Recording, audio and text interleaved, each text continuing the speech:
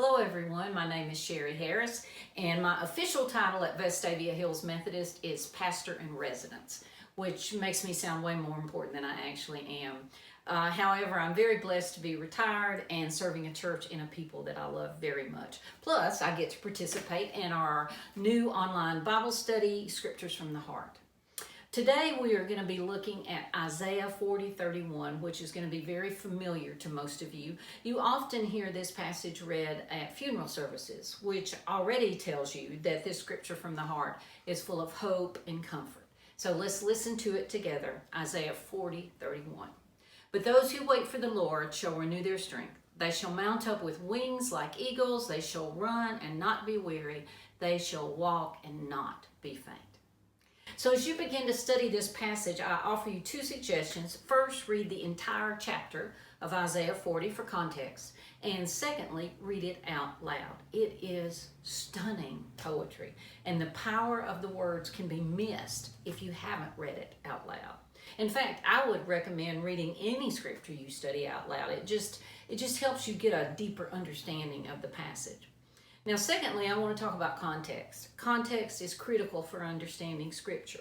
So what is the backstory from today's passage from Isaiah?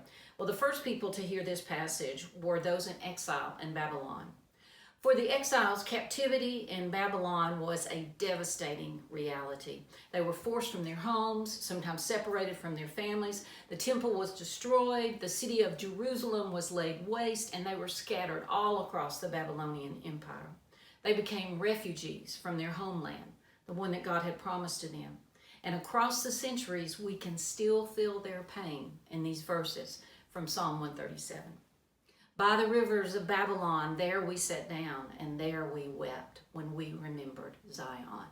How could we sing the Lord's song in a foreign land? The people had been ripped from life as they knew it, and the crisis of the Babylonian exile sent them into this kind of spiral of doubt, confusion, and loss. Where was God in the midst of this tragic event? They even began to doubt their own story with God, the story of God's relationship with and love for the people of Israel. They even began to question the power and the presence of their God. But not everyone forgot the story. Some remembered their history with Yahweh and how even when they failed or turned away, God was with them. They knew that the life in exile would be difficult, and they were correct. The challenges were so severe that even the young would faint and grow weary. But they did not lose hope. They waited upon the Lord, and they depended on God and continued to trust in their own story with Him. And because of that hope and trust, they received the ability to meet the challenges of being strangers in a strange land. Now, today's scripture was written after the fall of the temple in 586 BCE. So basically, we're looking at scripture that was generated almost 2,600 years ago. This is a little difficult to wrap our minds around, but the extraordinary part is this ancient scripture still speaks so loudly into our modern lives. Now, all of us experienced sheltering in place.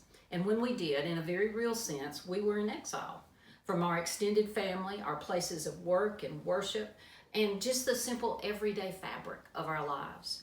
And just as the exiles in Babylon had to adjust to a new way of living, so did we. We even shared the same emotions as the exiles did so long ago. Fear, confusion, depression, exhaustion, worry, even despair.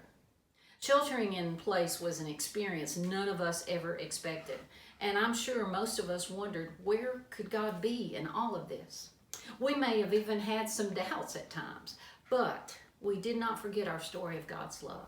In fact, I believe we claimed our story with God in fresh and powerful ways. Now, we could not physically go to the church building, but we worshiped in our living rooms with our families thanks to online services. We still had Bible studies or Sunday school classes and via Zoom, and attendance in all these areas was actually higher than when we physically went to church. What this tells me is many of us found the strength and the hope we needed in the same place we always did, and the unshakable presence, love, and grace of God. We remembered and even reclaimed our story with God in a time of great need. So as you read and study this passage, here are 3 questions for you to consider. Number 1, in times of distress or uncertainty, what brings you comfort? Number 2, what does it look like for you to wait upon the Lord? In what circumstances do you find that difficult? And finally, number 3, when in your life have you found your strength in God, and what did it mean to you in your faith? As you read and study and especially pray about this passage, I would encourage you to give gratitude in your prayers for God's unfailing presence, for allowing ancient scripture to speak into our hearts today, and for the ways you felt God's guidance, strength, and love during these past few very difficult months. This truly is a scripture from the heart, and I hope you have found this passage as powerful as I have. And I also hope your day and your life is blessed by it.